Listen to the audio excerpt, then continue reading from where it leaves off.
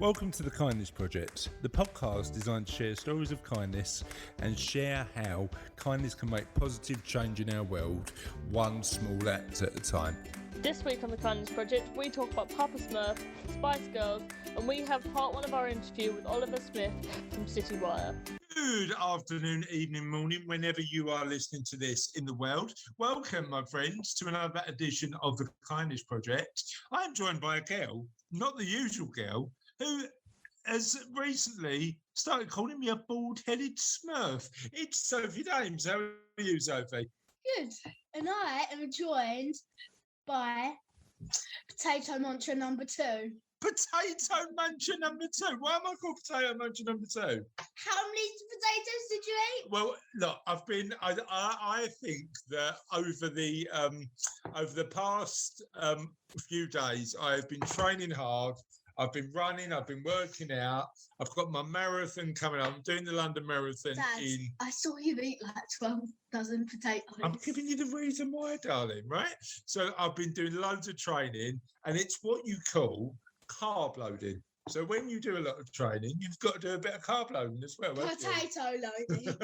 Potato loading. Potato science. How are you? What have you been up to recently? You've just come back from camping, haven't you? Yeah. How was it? Good.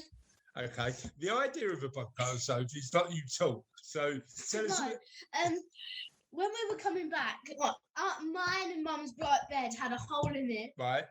And then Anne, the lady we were camping with, and her daughter, which is my friend Kelsey, and threw the wrong blow-up bed in the bin. Oh no! So now we have to get 2 new blow-up. Oh no! The blow-up bed disaster. 2 new blow-up beds we've got. Okay. And actually, the question of the podcast this week is inspired by a certain faux pas that Sophie made. Now, would you like to explain it, Sophie, or should I? I will. Go on then. We were playing Pointless. So, and I downloaded an app. We've done nicknames for the Spice Girls, and then after, Mum said, "What's the most inappropriate name for a Spice Girl?" I said, "Sneaky Spice." Sneaky Spice. Now, I think Sneaky Spice is a Spice Girl that we could actually introduce into the Spice Girls if the Spice Girls ever make a reunion. And I'd like to introduce our producer, who in my Spice Girls tribute band would be called Sneaky Spice. It's Russell Dunn. How you doing, Russ? Toothless Spice. How you doing, Sneaky Spice? No, I'm not snaky. Toothless. Toothless Spice. What would you be, Sophie, in the Spice Girls tribute band? Farty Spice. Farty Spice. Now, that's what happens when you try and host a podcast of a 9-year-old, ladies and gents. You get the most toilet humour. What would I be? Smurfy Spice. No. What would I be? Potato eating Spice. What are you going for, Shiny Russ? Head Spice. Shiny Head Spice. We're going for that. Okay. Slaphead Spice. Sorry, Russ? Slaphead Spice. Slaphead Spice. Spice. All right, we've had enough of your answers now. Russ, you can mute yourself again. What we'd like to do, listeners, is Slaphead Spice. I can't believe it. What we'd like to do, listeners, is get your answers. So the question of the podcast this week is, who is your favourite Spice Girl? But we only want wrong answers. We only want the answers that aren't actually a Spice Girl at all. Now, Sophie D, because this is your first time actually being a official host of the podcast, are you excited? Yeah. No. I said nah. No. Thousands of people listen to us. She's not bothered, Russ. She's like sort of whatever. You just can't get the staff, can you? I know. I paid my life. What was I going to say? Do you know where people can get in touch with us on? Twitter. Twitter. What are we on Twitter? Kindness Project. No, we're at. Can't you, Russ? You cannot get the staff. It's like I've got an amazing producer now. Are you listening? right? Google, You can Google us at. Facebook, Right. Are you just saying words that you've learned on the internet? Go, Facebook. Right. TikTok. We're not on TikTok. I know. You need to set up our own You TikTok are, account yes. for this project. You need to download TikTok and make a Kindness Project TikTok. Russ, you on that? We're not bothering with that. Trouble with TikTok, you only get a minute. Yeah, we No, can't. you can get 3 minutes now. Oh, you can get 3 minutes now. We don't get anything done in 3 minutes. 3 Russ, minutes do we? is not enough time. There's 15 seconds, 60 seconds, and 3 minutes. Right, okay. Well, I'm glad you said that because I might look at that then for the Sabella work. So, okay, fair enough. We might use it for the business, but right. So here's how you can get in touch with us. I'll take the reins on this, so as it's one of your first signs. Twitter. On Twitter, or you can mention the platforms, and I'll mention the handles. Go on. Twitter. On Twitter, we're at Holla Kindness. HOLAKINDESS. With bubbles. With bubbles. Is that the platform? Yeah. Well, what other platforms do we need? Facebook. If you just search for the Kindness Project in the Facebook search thing, we pop up. Yeah. Google. Same. You can either Google us, just put the Kindness Project in and we should pop up, or visit www.thekindnessproject.co.uk and you can get in touch with us on and there's loads of stuff on the website. There's past all of our past episodes, loads of stuff that you can download and listen to, plus a merch page if you fancy buying some Kindness Project merch. There's loads of stuff on there that you can have a look at, and that's it. Oh no, email is No, Spotify. How do you find us on Spotify, Russ? the Kindness Project podcast. That was enthusiastic, wasn't it? The Kindness Project podcast. Very. And you can email us at holla, H-O-L-A, at the kindness, holla, at thekindnessproject.co.uk. Shall we crack on with the show? So this week we've got a amazing guest coming on the podcast. Me.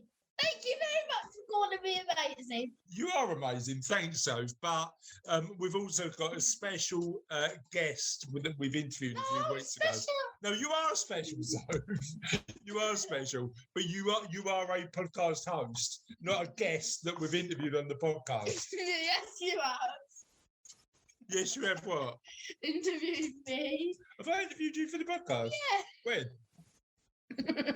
No, she's got all silly now, so we'll just crack on with introducing Mr. Ollie Smith. Now, Ollie I've known for a few years, bit of a legend, done loads of work campaigning. Oh, Charlotte, who's not recording the podcast, is meant to be doing some actual college work, seems to be listening to it, is giving Ollie a big cheer. Do you want to just pop in for 2 seconds and just say something, Charlotte, or not?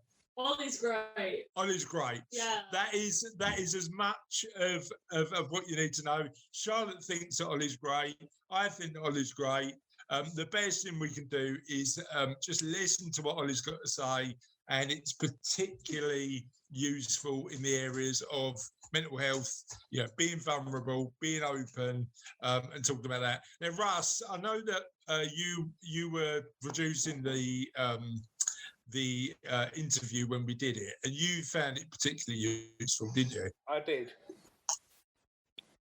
It was particularly poignant for me. So, yeah. Good.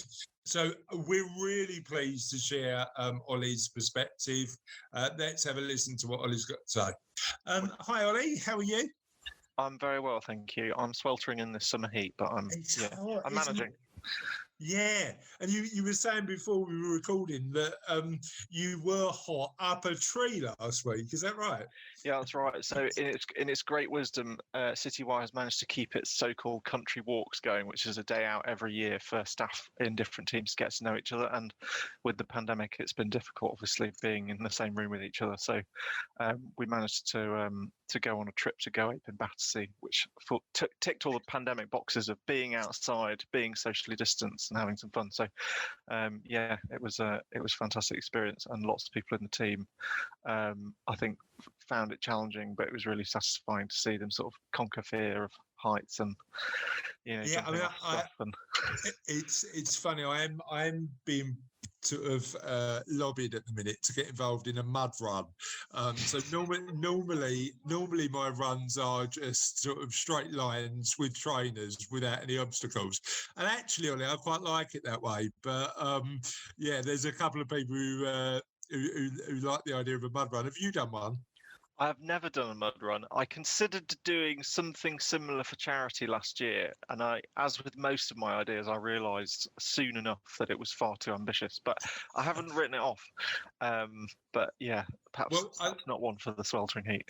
Well, the other idea I've got, and I'm lobbying our local hospice to see whether they want to do it. And I'm going to pitch the idea. Before we will talk about some questions, but I want to pitch the idea for you first, right? So I'm going to call it Playground Games, and the idea is that adults get to play kids' games for a day, and love it. Pay a tenner and raise some money for charity. So we're going to have runouts. Clearly, we're going to have British Bulldog. Okay. We're going to have a bit of dodgeball probably, and I think we could get enough people involved to raise a decent amount for charity and have a real good fun time along the way. What do you reckon? I think that's a superb idea, and if I could personally throw in my own favourite event from that era of my life, the beanbag race is absolutely a must. So, are we talking about on the head?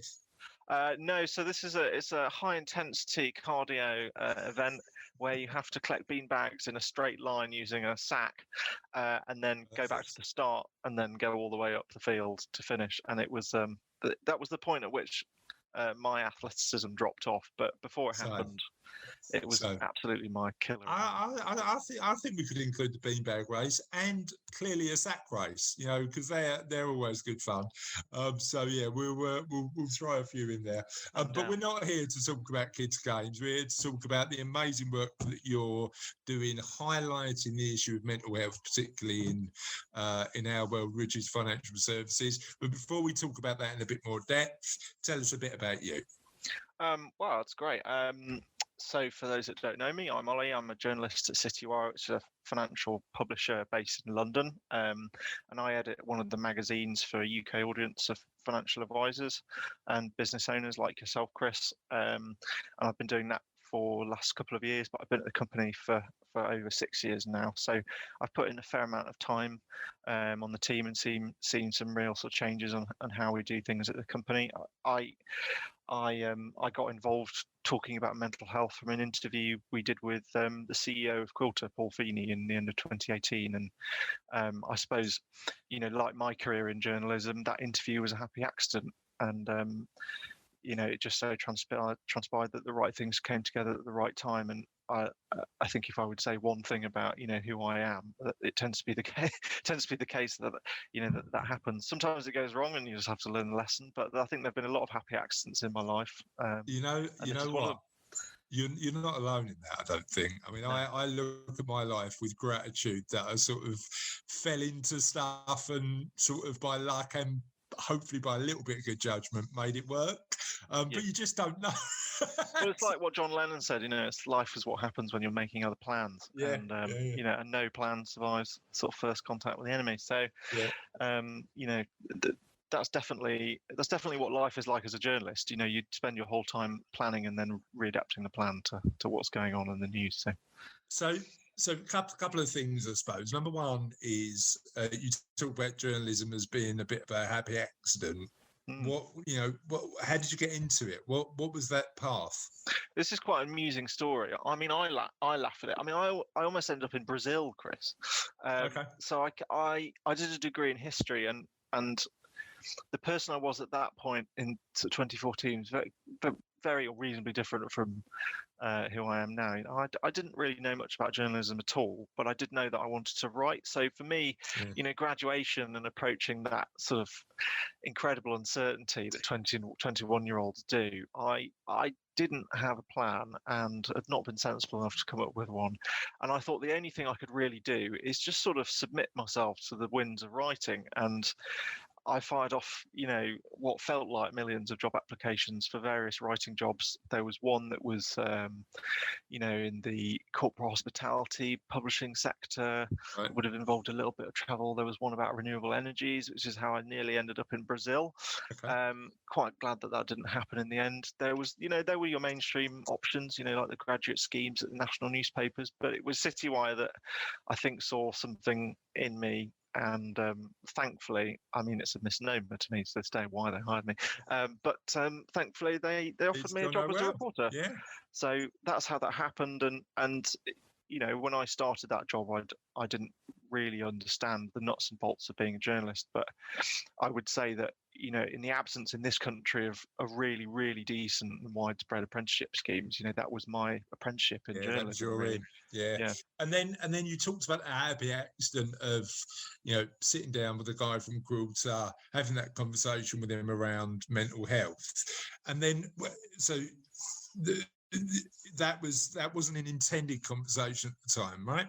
Well, no, it's really funny. I mean, I before that interview, I mean, this was a big interview. I was 24, I think, and I'd not interviewed the CEO of a FTSE listed company before. So this was a big event, and it had taken a lot of sort of back and forth. I hope Paul won't mind me saying that. It had taken a lot of back and forth between his team and our team to kind of arrange the details and, to set the scene and make sure that everyone felt comfortable with the kind of rules of engagement. So, that had taken some months, I would say, probably 4 or 5 months. And the day came and I was gearing up for an interview about, platform flows and, their massive expenditure. The technical stuff. Yeah. Absolutely. And some politics, sure. Some stuff around, savings policy, absolutely. But it was going to be about the business. And I don't know to this day really what motivated Paul to sort of talk cathartically about it, but we were discussing the issue of culture, and I think Lawrence, my chairman, who was in the interview at the time, mentioned this issue of fusing businesses together, and as a consolidator, that's something that Quilt has done, and that led Paul to talk about the importance of culture and leadership, and how important it is as a leader to be able to put your own skin in the game and say honestly and openly that you've struggled at times, and that that life isn't always perfect. And it so happens, I mean, this wasn't just sort of a CEO saying, oh, I had a bad week once. Paul's had some really, really significant psychological challenges in his life from stuff that's happened in his past. And again, I'm sure he wouldn't mind me saying that. He's been on the record about it on the BBC, which I think is quite incredible for a man of his position and stature. So it was a very significant watershed moment, I think, both for the company in terms of how we cover CEOs and what CEOs are like as people, but also, in financial services. I think, it was no small thing for him to do, and I remain grateful to him for it. I think the other thing is as well is the more open we can be about all of our mental health challenges, the better we're going to open that dialogue up and just make it more human to talk about that sort of stuff. Because if our leaders in life and business and everything don't talk about those issues, that stigma remains, doesn't it? That's the challenge you've got. The challenge you've got is people assume that it's always going to be something that should be hidden, and in reality, we don't help ourselves when we hide it, right? I don't think that's right. I would say, there are plenty of things that mean that I'm an incredibly privileged person, and that give me a lot of advantage, perhaps over other people in society. And certainly in the last sort of 2-3 years, that's been at the forefront of the news cycle. Has been a great cause for reflection. And I think one thing that's very obvious to me is that I've never ever once felt disadvantaged by talking about this stuff in public. Yeah. Never once. To my knowledge, I've never been refused entry to a building. I've never been, looked down upon for saying publicly that I have mental health problems. Yeah. So, there are plenty of ways in which people sadly are, discriminated against, and in which their experiences count against them, sadly. But one of the things I'm here to say is that on this issue, at least on this issue, that's not something that's happened to me. And I think the more people speak up about it, the more acceptance there is that sort of floods the echo chamber. Do you think we've moved forward as a society when we talk about mental health in the last, let's say, couple of decades? I would love to be more optimistic about this. I mean, I think we definitely have. There's no doubt that the days of your classic bloke with 3 kids who works an industrial job and can't cope and drinks himself into oblivion and dies age 59 are over. As far as mainstream culture is concerned, there's almost sort of the converse pressure now to be open about stuff, and I think that's something we have to handle carefully, because sometimes people need a bit of support. So there's no doubt there in my mind that we've made a great deal of progress. I mean, where I would be more cynical and hopefully not too negative for your listeners, Chris, is I feel quite strongly that we have to be very, very careful now about the balance between individualism within society and prioritizing individual needs over the needs of groups of people. And I think with mental health, that's a really, really big challenge, because much of the cultural flow of commentary at the moment is around telling people, and you see this on Facebook and social media, that it's okay to accept who you are and to put your needs first and stuff. And that's certainly a message that I've received in abundance at various times in my life throughout, therapeutic interventions and discussions and with people that matter to me and who love me. But I don't think that's the be all and end all of that conversation. I don't think you can simply end it there. I think as responsible adults and as people with experience of mental health, we have to be able to tell people that there needs to be a balance there between, people's individual needs and the needs of a collective or groups of people, particularly people who are marginalised. It's really interesting, isn't it? Because you look at some of the societies that are more collective in nature around the world, and the one that I always point to, and it gets a bit sort of it's my go-to argument. But like Scandinavia, you look at countries like Norway and stuff like that, where actually collectivism isn't explicit in the culture, but have you ever heard of the law of jute? I've not, Chris. I'm excited to hear about this. Right. The law of jute is a tablet. I think it's Norway. It might be Sweden, but I'll email you the Wikipedia link. But the law of jute is effectively a set of unwritten rules that govern some Scandinavian societies, and it's implicit in their culture. It's implicit in a culture, but it's explicit on this big stone. And the first rule of the law of jute is you are not important, your contribution to the team is. So it's very, I always assumed that the Nordic countries were individualistic in nature, but actually there's these unwritten rules that are all about collectivism. And I suppose there is an argument where, potentially individualism is a detriment to our mental health, and being more collective might be a better approach. But I don't know. What do you think? I mean, what that says to me, there's 2 points there, and the second of which is a little bit more harrowing. But the first is about social contract, I think, and, a sort of implicit agreement, as you've said, about the way that we treat people in society. And one of my deepest concerns, coming back to individualism, is that we haven't got one of those. I think we have a conversation in this country now about mental health, and that's absolutely fantastic. But what there isn't is the actual physical infrastructure to deliver on that promise.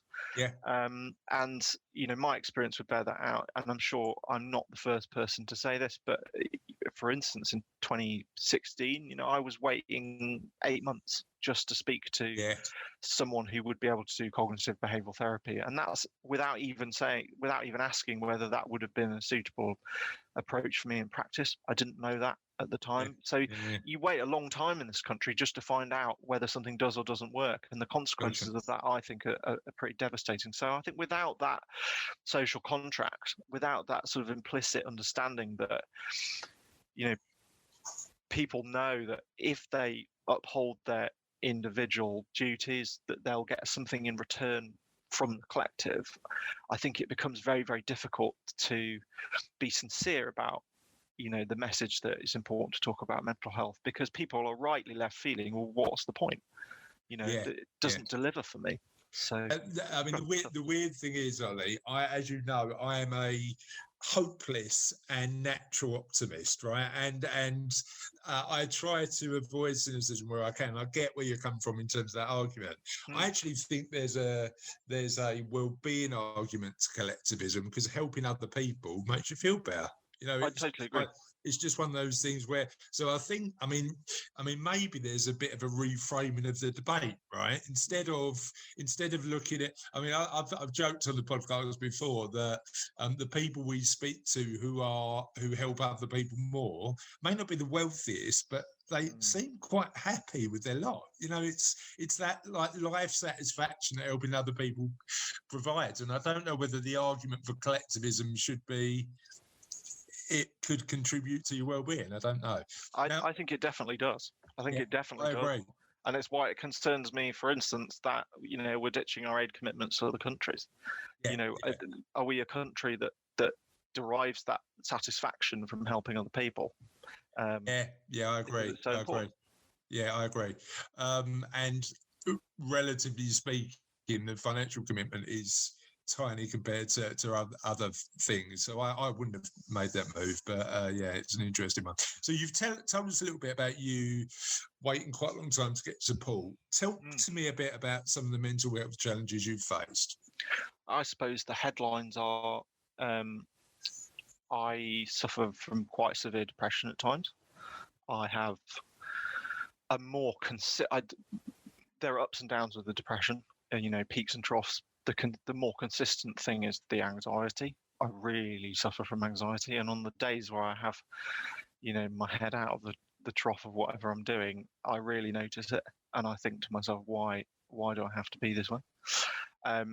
I get help for it. I speak to a therapist very, very regularly about what's going on in my life, and there's plenty of things, far be it for me to come on a podcast and say I've conquered all these things. I absolutely haven't.